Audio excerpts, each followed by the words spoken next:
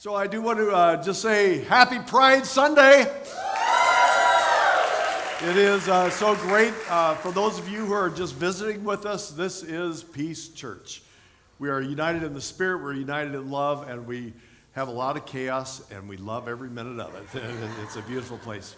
So I thought about this whole celebrating Pride thing today, and just a personal shout out to our Rainbow Choir today for bringing such a beautiful spirit for us.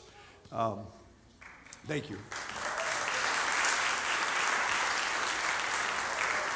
So we celebrate Pride today, and I just want to take a few minutes here and just kind of unpack this a little bit, because Pride is really for everyone, right?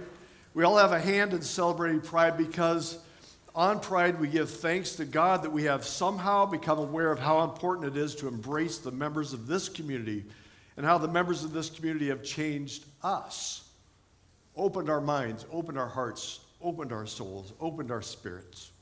Pride is for everyone because what we are doing today is not a weird attempt to try to stay relevant or current with trends of the day. It's not a moment in which we are trying somehow to get on point or to be woke or to be present or to somehow be relevant in the world. What we are asked to do today is to see that being welcoming, being inclusive, being a church where gays and lesbians and transgender and bisexuals and queer people can find a safe place to come and to be loved and to be embraced, and it's right here.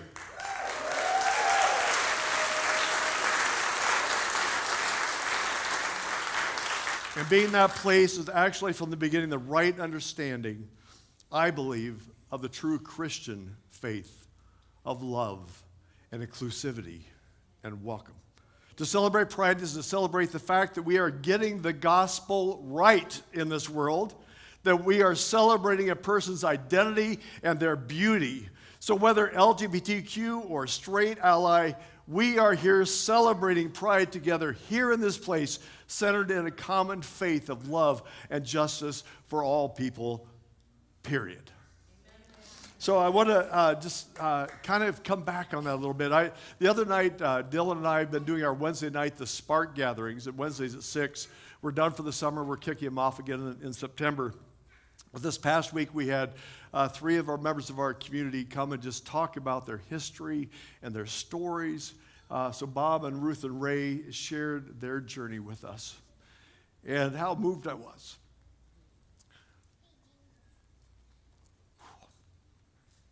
How far we've come.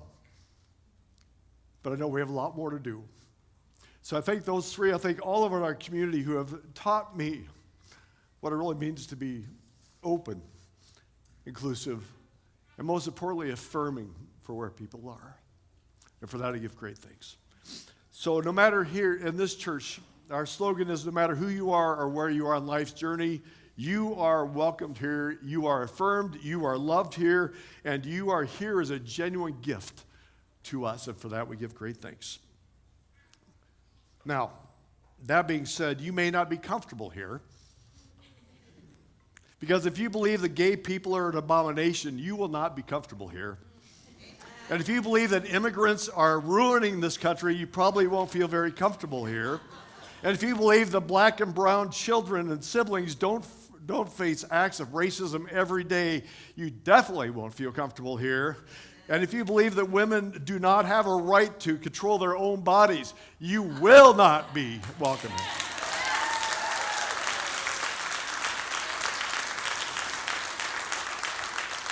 And that's okay. And that's okay. Actually, it's very good because comfort feels good, but discomfort is good. Today, Pride Sunday is a reminder that we cannot be all things to all people, but it is a reminder that discomfort is not the same as disenfranchisement. Being offended is not the same as being oppressed. I say this because there are many folks in the world and in our Rochester community who will take offense to a fact that a church, a Christian church, is even holding a Pride Sunday.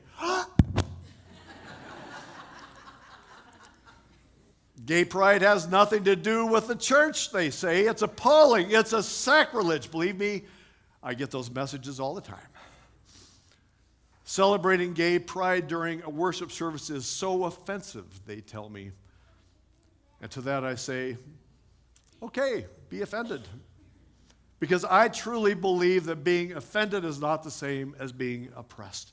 We progressive Christians are often handcuffed by the fear of offending other people because historically a lot of our siblings have been mistreated and even dehumanized by church people.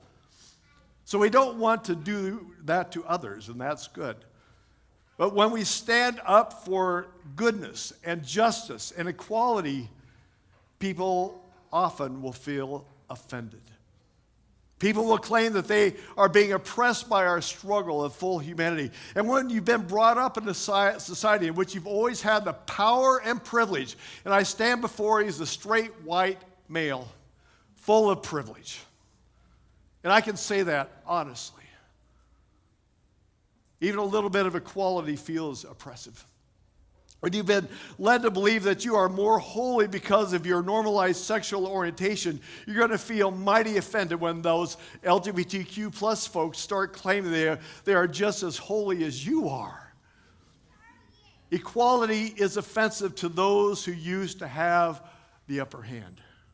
And so for this reason, the fight for LGBTQ plus rights has been sterilized, particularly in the church, and I believe most particularly in the progressive church, which we are part of.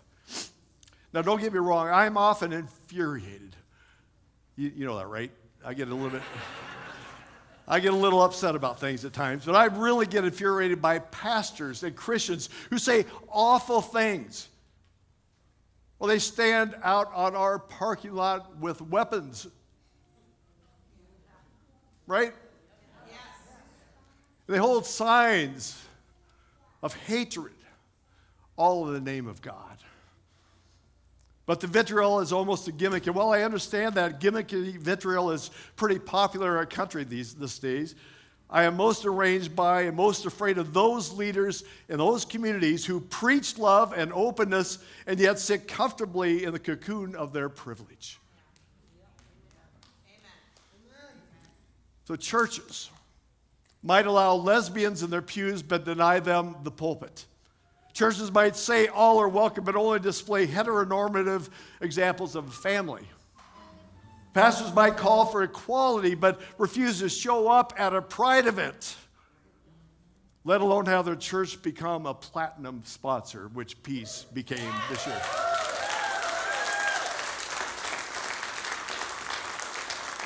Or fail to support our trans siblings, or support a pride prom.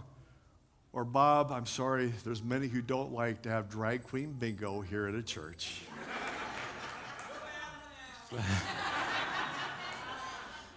So even the most progressive of our churches are, and this isn't the conservative churches that I hear from, friends. It's all across the board. But even the most progressive churches are afraid to be branded as the gay church because that might be offensive to others. So my friends who are a gay church, be offended. The LGBTQ plus community has been the group most loudly ostracized by conservative Christianity and Christianity overall, and yes, even from those progressive circles. The religious right rests its institution upon the purported sinfulness of the LGBTQ plus community. That's why, as a progressive, proud, straight ally preacher, I explicitly tell our siblings in the LGBTQ plus community that they are welcomed, that you're cherished, that you are affirmed, that you are loved, and you will always have a place at the table in these walls.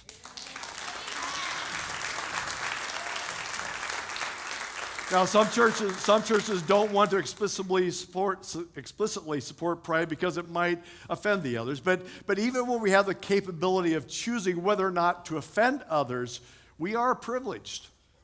And unless you are a trans woman of color who is differently abled, undocumented, homeless, uneducated, and non-English speaking, you probably benefit from some level of privilege in this world, don't you? This privilege should not make us feel bad necessarily, but it should make us reflect a little bit about who we are and what we stand for.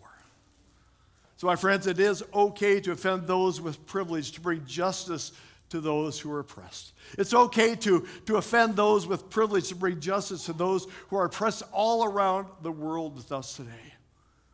Well, do you really know who is really offensive? I love children's message because when you ask that question, they always say, Jesus, right? That's always the default answer. Jesus was the one who really was offensive. He took the powers of all around him and he threw them upside down. He changed the whole norm and cultures of all the laws and said, throw all those away. The only thing you need to worry about is how to love God and to love your neighbor. And that's it. In doing so, he really upset the cart. Now, what's going on in our society is big and bold. I wasn't quite sure I was even going to talk about this, but I got to do it. So, as you know, I'm a huge sports fan. I love it. I'd go Vikings, all right, school. Most recently, this past week, there's a kicker for the Kansas City Chiefs. Yeah. I knew that'd be a great response. So, Harrison Butker, right? So he's... I could go all off on him, but I'm not going to because he went to, if you don't know the story, he went to a private conservative Catholic school in Atchison, Kansas. And there he did. He told women to go back to the 50s and 60s, and your job is to have babies, and as many as you can have, period. Yep. Right? Yeah. And what? And be homemakers, yeah. We can't forget that important part, yeah.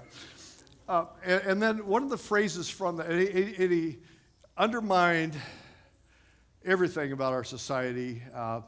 And he talked about the women, when they do that, when they have babies, they'll be pride, and they don't need a pride month to celebrate that, which I thought he goes after the LGBTQ community in the speech as well. But then the other part, which I think is really core, is about this whole privilege and white male privilege. And when he's talking to the young men in the audience, I just had to write this down because it just fried me. He said this, talking to the men in the audience. He said, be unapologetic in your masculinity, fighting against the cultural emasculation of men. There's no such thing. What's that? There's no such thing as emasculation. Right, exactly. But, so all that's out there, and I'm going to let all that sit. But what I want to really just take a moment, the comments coming back, because do you love reading those comments? I just love. But there were several that said something very similar to this. They said, well, after all, it was a Christian school. What else would you expect him to say there? And I thought about that and the privilege that the church has held for so long. That they can actually, the society thinks that that's what the Christian message should be. And that's okay. And I'm here to tell you today, that is not okay in a Christian church. To say words like that anymore, that if you want to read that whole speech, do, it will really fry you. But I really want you to think about that, about what it means about privilege in the church. And how we as a church, as a faith community, can provide and project a new message of what God is calling us to do. At the John Pavlovitz event a couple weeks ago, one of the women there asked a question. She grew up in the church. She's an older woman. She's younger than me, but, that's still old. But she's from St. Paul area, and she'd been a member of this church her whole life.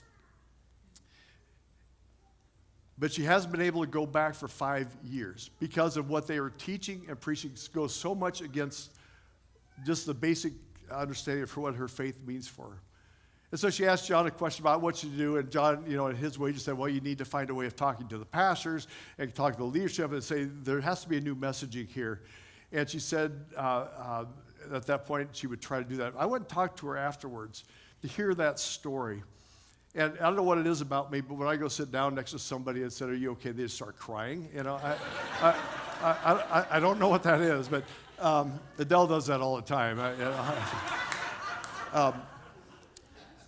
But the more we talked, the more I learned her pain. She said, I was taught this whole thing for so long. And it traumatized me for all those years. And when I stepped away, I said, there has to be something more. And so she went to the pastors and she said, is there a way that we could really unpack and hear a new message about God's love? And the pastor told her, this is a big church, they have several pastors on the staff, but the pastor told her, and this is what she really broke down. He said, I'm not able to do that. And she said, well, why not? She said, well, they're not going to like it. Right? That's what they hear. We pastors, I think, are the biggest problem in the church today. I'll say that. Because we're not able to be bold enough to share this new message of what we're called to do. And you heard that passage today about the birth pangs coming forth. God is creating something new. This world is in such pain and such struggle, and we need this new vision about what love is all about, what God's presence is with us all about. And we've got to take this old church it's been around for so long. We need to embrace the good part, but there has to be this new message about love and inclusivity, about how we can be birthing a new message about all people truly are God's people, and there's no exception. And number one for the church, to get over yourself. To be something bigger and bolder and share this message like we've never done before. So I can tell you today, when we're trying to birth new things on this Pentecost Sunday, the Spirit is alive. I don't know if you can feel it today. I'm back there bawling my eyes out next to Jenny. She's not crying a whole lot, but no. But how powerful it is when we as a community can come together and celebrate together such a day. So I'm going to tell you, I'm not going to be here forever.